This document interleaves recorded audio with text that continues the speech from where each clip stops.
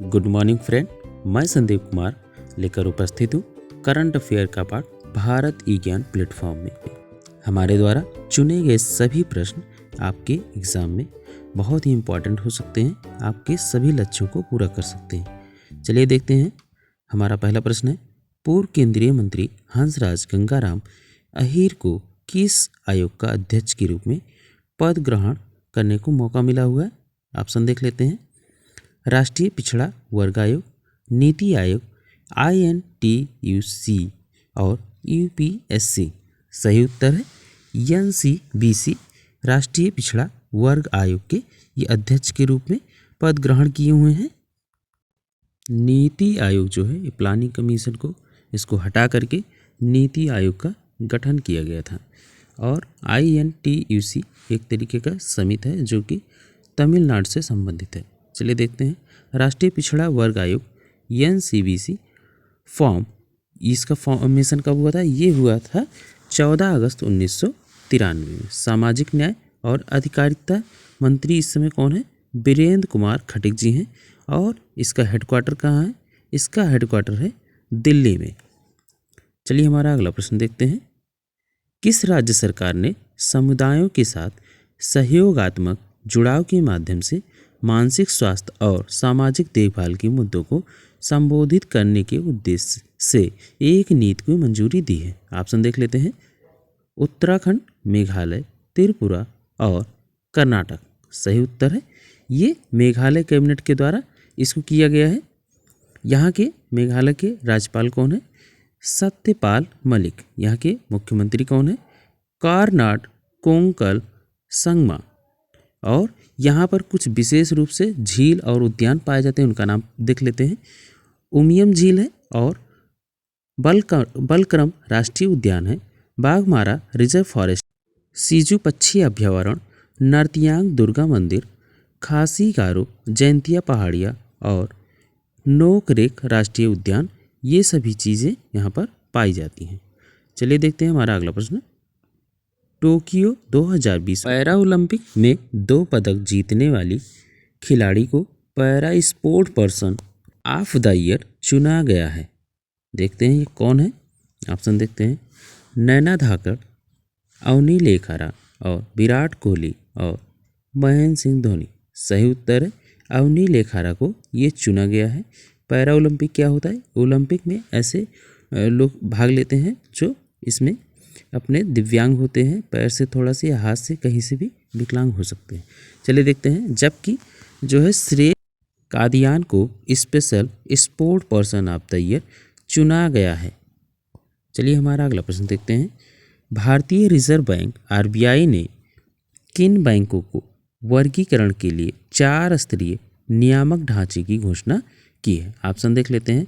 शहरी सहकारी बैंकों को, ग्रामीण शहरी बैंक और कमर्शियल बैंक या प्राइवेट बैंक। सही उत्तर है शहरी सहकारी बैंकों को ये 4 स्तरीय हिस्सों में बांट करके RBI इसमें नियामक इसके ढांचे में चेंज करने वाली है। चलिए देखते हैं RBI क्या है। RBI ये हमारे भारत का या सरकार का सबसे बड़ा बैंक है।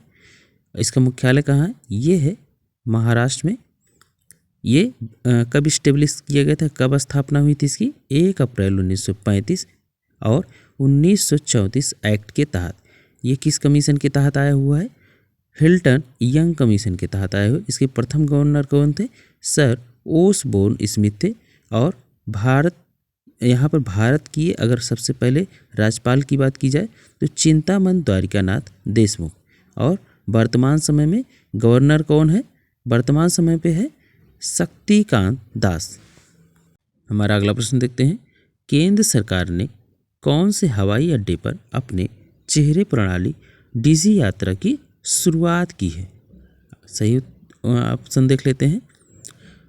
दिल्ली हवाई अड्डा, बंगलुरु हवाई अड्डा, वाराणसी हवाई अड्डा और लखनऊ हवाई अड्डा। सही उत्तर है दिल्ली, बंगलुरु और वाराणसी। ये तीनों जगहों पर सरकार ने डिजी यात्रा के तहत जो है जितने भी घरेलू यात्री हैं, मतलब हमारे भारतीय यात्री हैं, वो अपने किसी भी स्थान पर अपना जा सकते हैं बिना किसी विशेष खास पहचान पत्र को दिखाए हुए।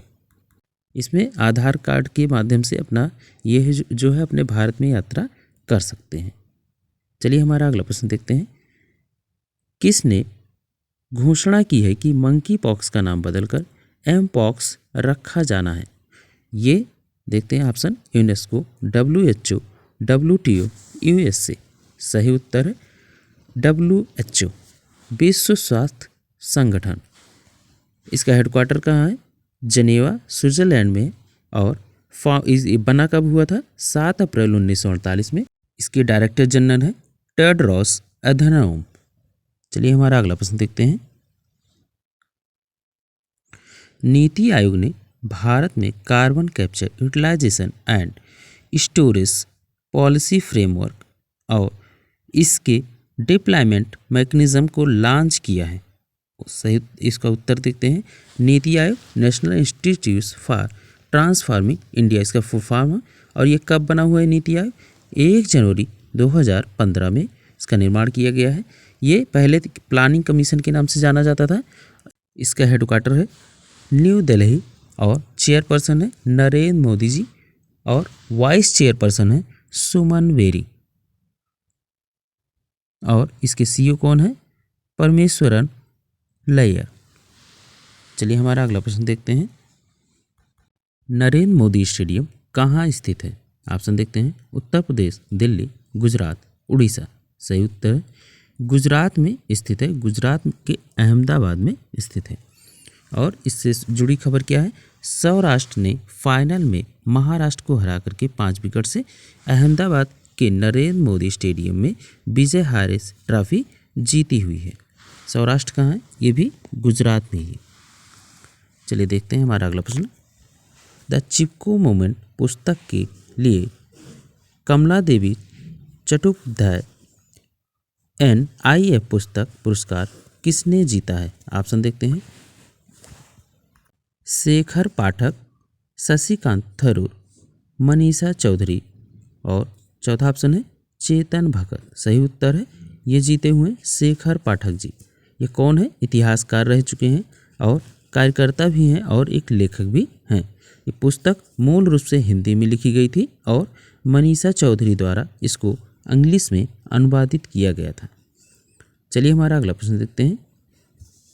किसने शिक्षा मंत्रालय के स्कूल शिक्षा और साक्षरता विभाग के सचिव के रूप में कार्यभार संभाला है? ऑप्शन देखते हैं। प्रशांत चौधरी, किरण बेदी और संजय कुमार। चौथा ऑप्शन है हंसराज गंगाराम। सही उत्तर है संजय कुमार, जो कि एक IAS अधिकारी रहे हुए हैं। चलिए इनको देखते हैं। ये 1990 बैच के IAS अधिकारी रहे हुए हैं, जो कि बिहार से जुड़े हुए थे। और ये जो है बिहार कैडर के IAS अधिकारी संजय कुमार युवा मामलों और खेल मंत्रालय के युवा मामलों के विभाग के पूर्व सचिव भी रह चुके थे। चलिए हमारा अगला प्रश्न देखते हैं। उड़िया फिल्म उद्योग में अपने जीवन भर के योगदान के लिए राज्य सरकार के प्रतिष्ठित जयदेव पुरस्कार की विजेता वयोवृद्ध उड़िया फिल्म अभिनेत्री झरना दास का 77 वर्ष की आयु में निधन हो गया है। चलिए देखते हैं, इनको विस्तार से देखते हैं। उन्होंने कटक में दूरदर्शन के सहायक स्टेशन निदेशक के रूप में काम किया करते थे। चलिए हमारा अगला प्रश्न देखते हैं। भारत की राष्ट्रीय डोपिंग रोधी एजेंसी ने एक ऐप के विकास की पुष्टि की है, जो एथलीटों को डोपिंग से बचाने में मदद करते हुए दवाओं को सत्यापित करने में मदद करेगा। चलिए देखते हैं ये राष्ट्रीय डोपिंग एजेंसी है क्या। ये जो कोई खिलाड़ी अगर नशा करता है तो उसके बारे में जांच करते हैं। इनका फॉर्मेशन कब हुआ था? ये हुआ था 24 नवंबर 2005 को और इसका हेडक्वार्टर है न्यू दिल्ली। ये किससे जुड़ा हुआ है? इंडियन ओलंपिक कमेटी से जुड़ा हुआ है। इसके चेयरपर्सन है अनुराग ठाकुर। हमारा अगला प्रश्न देखते हैं। दिसंबर माह में नौसेना दिवस कब मनाया जाता है? ऑप्शन देखते हैं। 1 दिसंबर, 2 दिसंबर, 3 दिसंबर, 4 दिसंबर। सही उत्तर है 4 दिसंबर को नौसेना दिवस मनाया जाता है। 1 दिसंबर को एड्स दिवस मनाया जाता है और 2 दिसंबर को कंप्यूटर साक्षरता दिवस मनाया जाता है। चलिए इसको विस्तार से देखते हैं। 1971 के तहत जो है भारत पाक पाकिस्तान के दौरान जो युद्ध हुआ था ऑपरेशन ट्राइडेंट उपलब्धियों के लिए इसको मनाया जाता है। चलिए हमारा अगला प्रश्न देखते हैं। रक्षा सचिव गिरधर अरमाने ने चेन्नई तमिलनाडु में पहले तटीय सुरक्षा सम्मेलन CSC और कोलंबो सुरक्षा कॉन्क्लेव का उद्घाटन किया हुआ है। कहाँ किया हुआ है? ये तमिलनाडु में हुआ है। इसके CM कौन है तमिलनाडु के? ये हैं MK स्टैलिन। यहाँ पे कुछ राष्ट्रीय उद्यान वगैरह देख लेते हैं। गिडी जो है ये राष्ट्रीय उद्यान है। मन्नार समुद्र ये राष्ट्रीय उद्यान की खाड़ी ये। और इसके बाद तीसरा है सत्यमंगलम टाइगर रिजर्व जो है ये भी तमिलनाडु में है। मुदुमलाई ये भी राष्ट्रीय उद्यान है। ये कहाँ है? तमिलनाडु में है। मुकुर्ती राष्ट्रीय उद्यान तमिलनाडु में है। इंदिरा गांधी अनामलाई राष्ट्रीय उद्यान ये भी तमिलनाडु में है। और कलक्कड़ मुंडन थुराई टाइगर रिजर्व ये भी तमिलनाडु में है। चलिए अब हमारा अगला प्रश्न देखते हैं। अब हमारा जो भी प्रश्न है ये सभी वन लाइनर है। चलिए देखते हैं इसको। द इकोनॉमिक्स इंटेलिजेंस यूनिट के ग्लोबल कॉस्ट ऑफ लिविंग सर्वे द्वारा जारी किए गए लिस्ट के अनुसार विश्व का सबसे महंगा शहर कौन सा है? उत्तर है न्यूयॉर्क। हमारा अगला प्रश्न देखते हैं। अगला प्रश्न है टेस्ट क्रिकेट में 9वें सबसे ज़्यादा विकेट लेने वाले गेंदबाज बनने के लिए दक्षिण अफ्रीका के डेल स्टेन को किसने पीछे छोड़ दिया है? उत्तर है नाथन लियोन ने। हमारा अगला प्रश्न है प्रतिबंधित पदार्थों के साथ दवाओं को सत्यापित करने के लिए एथलीटों की सहायता के लिए कौन सा ऐप विकसित कर रहा है? ये कौन है जो इस ऐप को विकसित कर रहा है? ये है भारत की राष्ट्रीय डोपिंग रोधी एजेंसी। हमारा अगला प्रश्न है किसने गुजरात के अहमदाबाद में नरेंद्र मोदी स्टेडियम में विजय हारे ट्रॉफी जीती है? ये जीता है सौराष्ट्र ने। हमारा अगला प्रश्न है हाल ही में भारत और बांग्लादेश के बीच संबंधों को चिन्हित करने वाला सिलहट सिलचर महोत्सव कहाँ मनाया गया है? ये मनाया गया है असम में।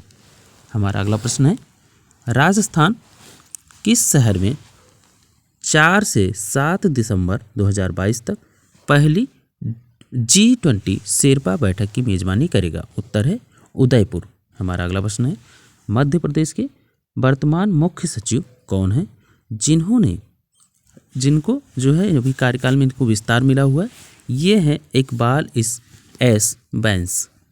हमारा अगला प्रश्न है राष्ट्रीय पिछड़ा वर्ग आयोग के अध्यक्ष के रूप में किसे नियुक्त किया गया है? ये नियुक्त किए गए हैं हंसराज गंगाराम अहिर।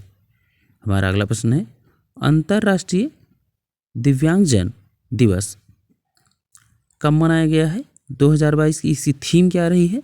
ये मनाया गया है, इसकी थीम रही है transformative solutions for inclusive development the role of innovation in fuelling and accessible and inequitable world.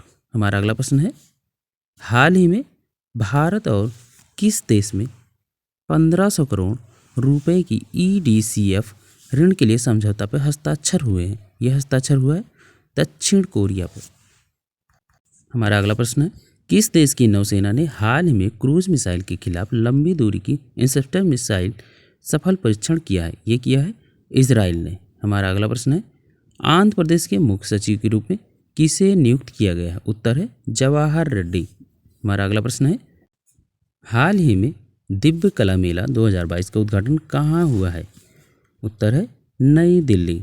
हमारा अगला प्रश्न है किस राज्य में पहली बार जनजातीय शीतकालीन महोत्सव आयोजित किया गया है? उत्तर है जम्मू कश्मीर। हमारी प्रश्नोत्तरी यहीं पे समाप्त होती है। अगर आप इस चैनल पर नए हैं तो कृपया करके लाइक सब्सक्राइब बटन अवश्य क्लिक करें। Thank you.